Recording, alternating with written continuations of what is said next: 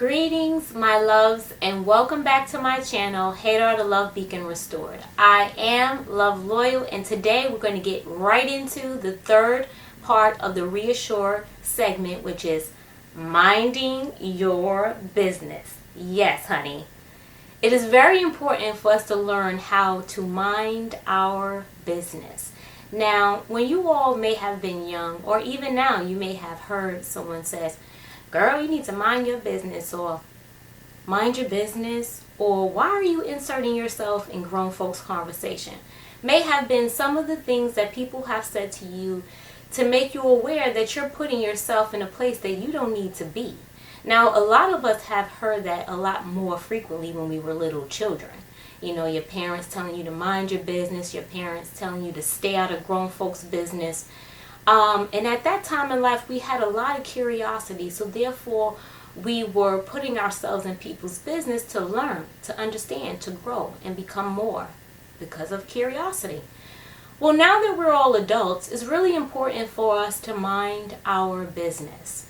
Because when we insert ourselves into other people's personal lives, or when we make assumptions about some of the things that we see on social media platforms, and then we get on perhaps the phone or have conversations with other about some of the things that we saw or we witnessed or that someone else said, we're actually inviting something into our life.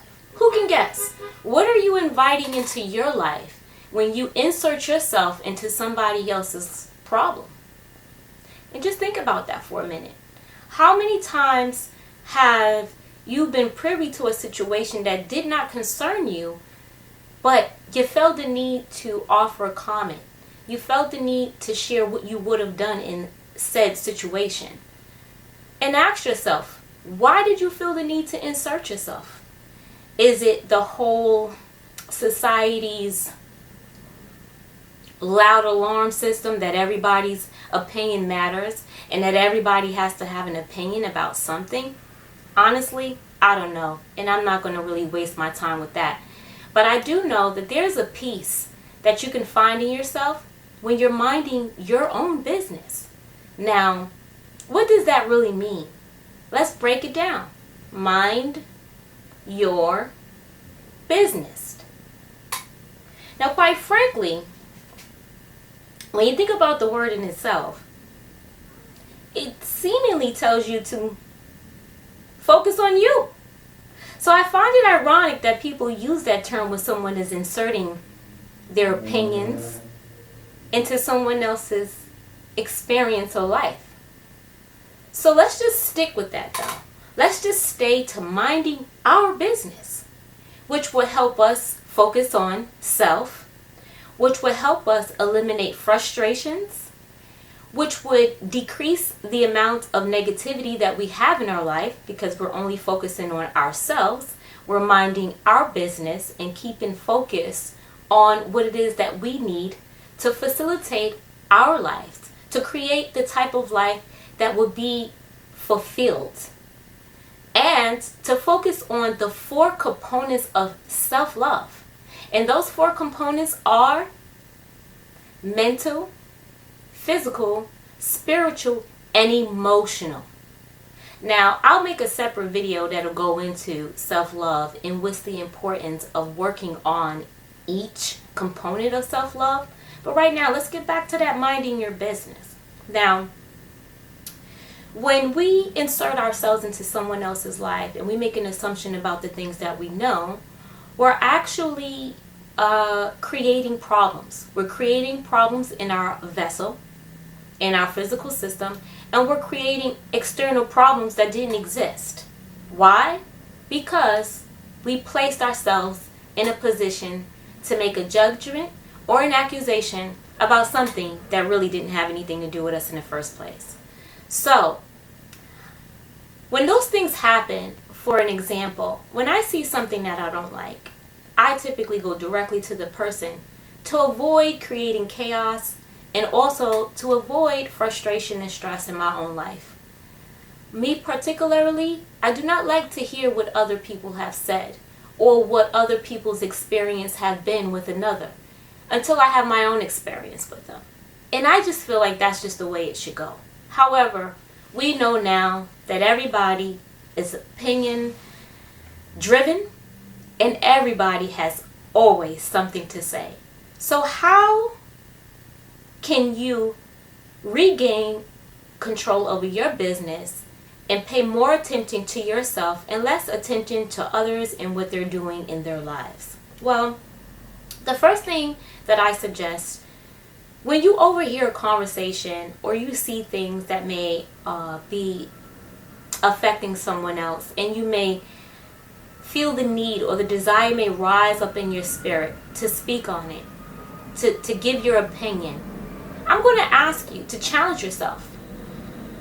The first thing I usually do when I overhear a conversation, because I come from a large family and I have a ton of people in my life, I tend to ask myself the very first question: does this situation involve me? If that answer is an immediate no, I tune out my ears and I discontinue allowing any more energy to be spread to something that, quite frankly, it doesn't involve me. Another thing that I think is very useful is, if the situation or whatever it is that you're experiencing or overhearing doesn't prevent you from doing anything in your own life, again, red flag, that you don't even need to be bothered with it. So why not just cut it off right then? And if, because curiosity leads you so much so that you must say something, be sure to ask yourself, has the situation harmed me, or will it harm me?